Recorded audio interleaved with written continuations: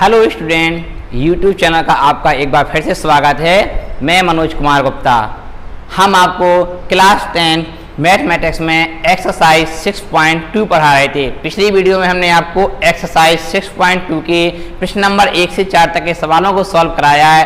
आज की वीडियो में हम आपको इसी एक्सरसाइज का नेक्स्ट सवाल क्वेश्चन नंबर 5 हल कराते हैं। तो देखिए क्वेश्चन नंबर 5 दिया गया है, DE समांतर OQ तथा DF समांतर OR। तो सिद्ध कीजिए कि EF समांतर QR। जे आपका DE, जे किसके समांतर है?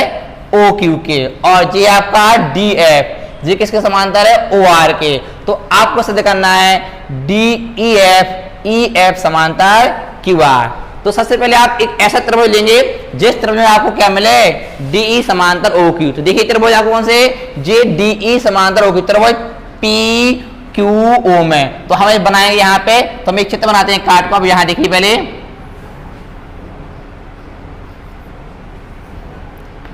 POQ और एक ऐसी रेखा खींची हुई है E और J। तो J आपका आ गया DE समांतर OQ। तो आप लिखेंगे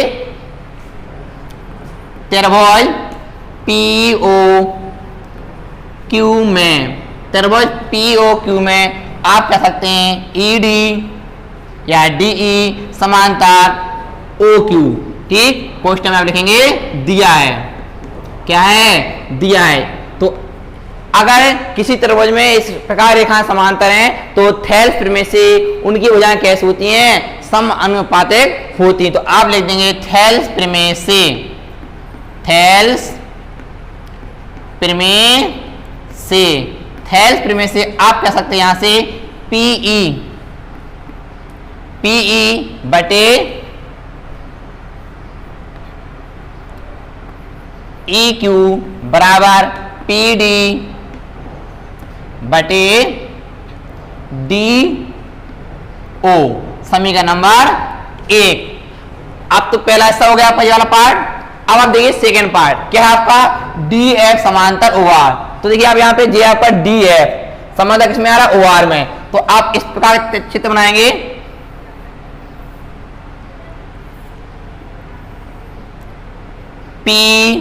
POR में और जी आपका D और जी आपका क्या? F। DF किसके समांतर? OR के। तो आप लिखिए त्रिभुज POR में। आप अपने कॉपी में भी मेन चित्र से इस प्रकार के चित्र काट के बनाएंगे तो आपको सवाल लगाने में बहुत आसानी होगी। ठीक, तो POR में आपको दिख रहा है, पता है आपको DF किसके समांतर है? OR के। जी भी आपका क्या है? दिया हुआ है। आप क्वेश्चन ले सकते हैं गिवन या दिया है। ठीक, तो आप यहां से कह सकते हैं थेल्स प्रमेय से, इसमें भी लगाएं तो आप लिखेंगे थेल्स प्रमेय से, थेल्स प्रमेय से, थेल्स प्रमेय से भुजाएं कैसे होती हैं? समानुपातिक होती है। तो आप कह सकते हैं PD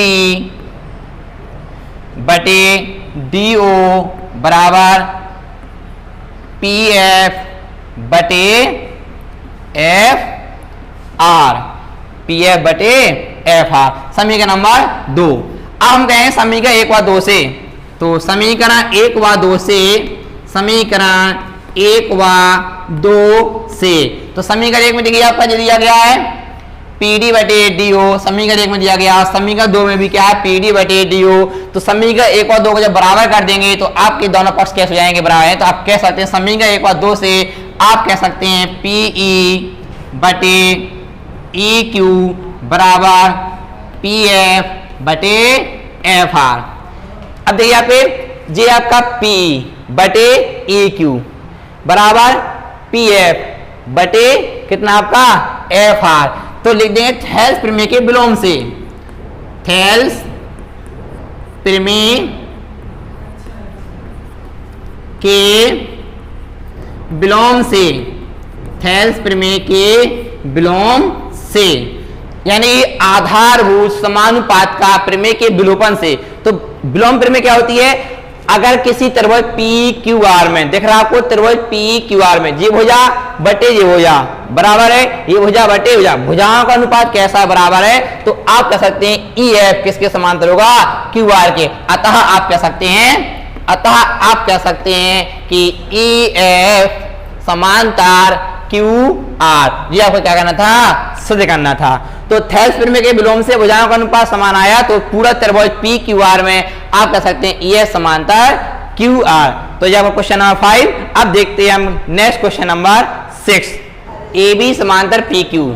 जे आपका AB किसके समांतर है, PQ के, और AC जे आपका AC समांतर किसके है, PR के। तो आपको सिद्ध करना है कि BC समांतर QR के होगा कि नहीं। तो सबसे पहले सॉल्व करते हैं यहां से। तो आप लिखेंगे, आप ऐसा त्रिभुज लेंगे जिसमें त्रिभुज में आपका AB और क्या है, PQ त्रिभुज। तो आपका त्रिभुज कौन सा बनेगा, POQ। तो आप लेंगे त्रिभुज POQ में हम यहाँ पे चित्र बना सकते हैं आप अलग से। तो देखिए हम अलग से बना सकते हैं चित्र PO और Q, और ये आपका क्या है, A और जो आपका B है। तो देखिए AB किसके समांतर है, PQ के। तो आप ले सकते हैं AB समांतर PQ। क्वेश्चन में लिखेंगे दिया है, क्या है सवाल में, दिया है। ठीक, तो अगर ये रेखा समांतर त्रिभुज में थेल्स परिमेय से, तो आप लिखेंगे थेल्स परिमेय से, थेल्स परिमेय से। तो थेल्स परिमेय से आप भुजाओं का अनुपात लगाएंगे, अर्थात आधारभूत समानुपात का परिमेय का प्रयोग करेंगे। तो आप कह सकते हैं OA बटे AP, OA बटे AP, या OA बटे OP लगा दीजिए। ठीक, बराबर OB बटे OQ, समीकरण नंबर 1। अब आइए, पहला हिस्सा आपका ये वाला पार्ट हो गया। अब दूसरा पार्ट में क्या दिया गया, AC समांतर PR। तो अब AC किस त्रिभुज में है, POR में। तो आप लिखेंगे आप त्रिभुज POR में क्या दिया गया है, AC समांतर PR।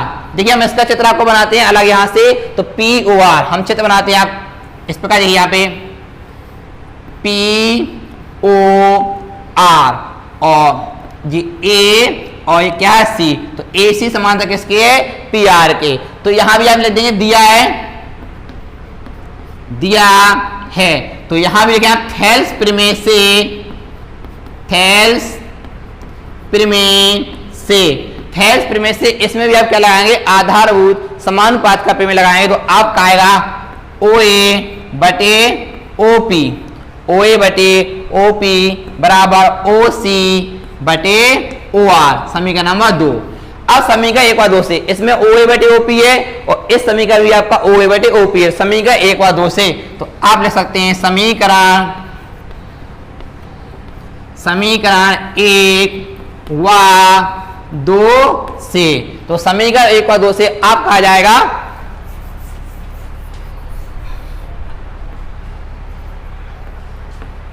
OB बटे OQ बराबर OC बटे OR। अब देखिए OB और बटे OQ किस त्रिभुज में है, जी आपका OB बटे OQ बराबर OC बटे OR, अर्थात त्रिभुज OB OQ और R। तो आ सकते हैं थेल्स परिमेय के विलोम से, थेल्स परिमेय के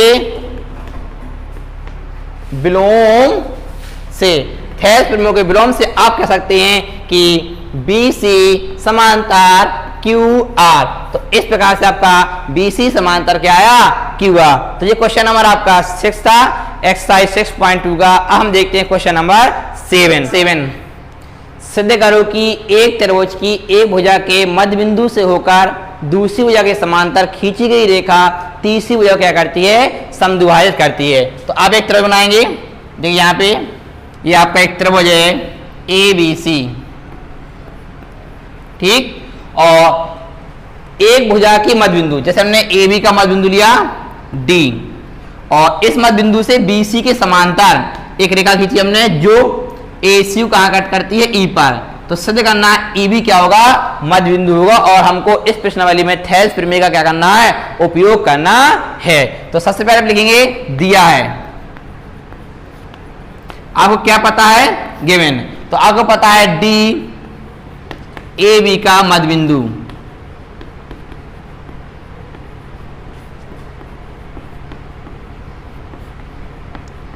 और डीई समांतर है बीसी के। आपको सिद्ध करना है,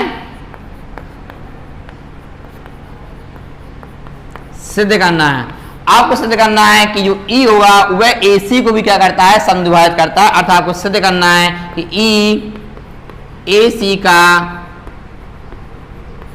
मध्य बिंदु होगा। ठीक, अब यहां से आप हल करते हैं इसको। सबसे पहले आप लिखेंगे डीई किसके समांतर दे रहा है, बीसी के। तो आप लिखेंगे त्रिभुज ए बी सी में, त्रिभुज एबीसी में डीई समांतर बीसी। क्वेश्चन में लिखेंगे आप दिया है। आप ले सकते हैं थेल्स प्रमेय से, इसमें लगाएंगे थेल्स प्रमेय। कौन, हम थेल्स प्रमेय पढ़ चुके हैं इस प्रश्नावली में। तो थेल्स प्रमेय से, जिसे कहते हैं आधारभूत समानुपात का प्रमेय से। तो भुजाओं का अनुपात कैसा होता है, समानुपातिक होता है। तो आप ले सकते हैं एडी बटे बीडी बराबर एई बटे ईसी, समीकरण नंबर 1। अब आपको पता है डी क्या है, ए बी का मध्य बिंदु। तो लिख सकते हैं चूंकि डी ए बी का मध्य बिंदु और मध्य बिंदु है, तो आप यहां से कह सकते हैं कि एडी किसके बराबर होगा, एडी किसके बराबर होगा, बीडी के बराबर। एडी बराबर बीडी, इसको आप बटे में कर सकते हैं। अर्थात एडी बटे बीडी बराबर 1, समीकरण नंबर 2। अब समीकरण 2 का मान समीकरण 1 में रखने पर समीकरण 1 व 2 से, समीकरण 1 व 2 से, तो हम क्या करेंगे एडी बटे बीडी, जी आपको दिख रहा है एडी बटे बीडी का मान कितना है 1। तो यहां पे आप 1 रखेंगे तो आपका आएगा 1 बराबर ए बटे ई सी बटे करेंगे, क्रॉस मल्टीप्लाई करेंगे तो आपका आ जाएगा ई सी बराबर ए ई। इति सिद्धम, यही आपको सिद्ध करना था। अर्थात आपकी दोनों भुजाएं कैसी हैं, बराबर है। इसका मतलब ई कहाँ होगा, ए सी के बीच में होगा। तो लिख सकते हैं अतः ई ए सी का मध्य बिंदु है या मध्य बिंदु होगा। तो इस प्रकार से आपका क्वेश्चन नंबर 7 था। प्रश्न नंबर 8 हम देखते हैं।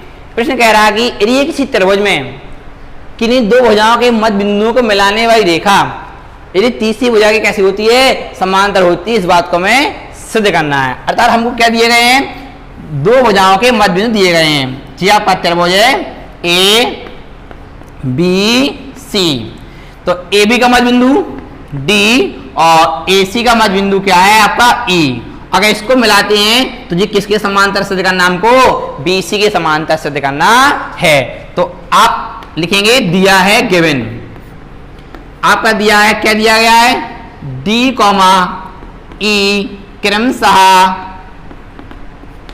ए बी तथा ए सी के मध्य बिंदु हैं।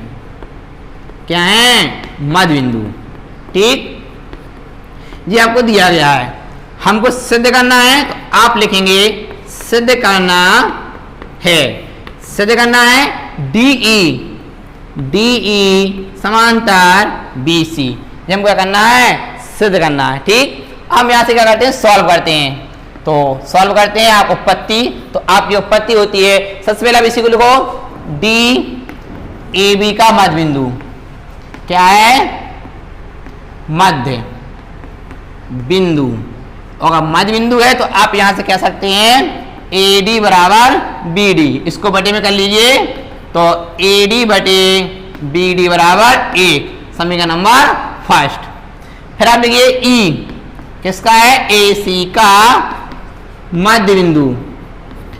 किसका मध्य बिंदु है, ए सी का मध्य बिंदु है। तो यहां से आपका आएगा ए ई बराबर ई सी, जी आपका ए ई, जी आपका ए सी, जी मध्य में है तो दोनों कैसे आपके बराबर, तो इसका अनुपात लगाएंगे तो ए ई बटे ई सी बराबर 1, समीकरण नंबर 2।